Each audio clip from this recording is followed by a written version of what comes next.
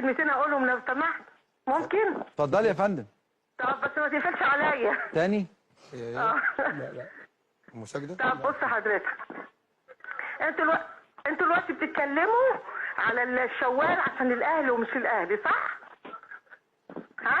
مظبوط. طيب انتوا عشان الاهلي فريق مصري والتاني فريق اجنبي ممكن اتقبل ده. طب لما اسمه ايه مدحت شلبي لما بيعمل ماتش بين الاهلي والزمالك، سامعني حضرتك؟ سامعك يا فندم.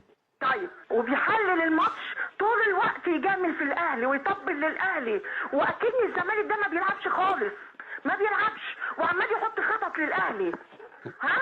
وناس ان في فرقه اسمها زمالك مصريه، ما تشوفش حد من الاعلام بيطلع يقول كلمه.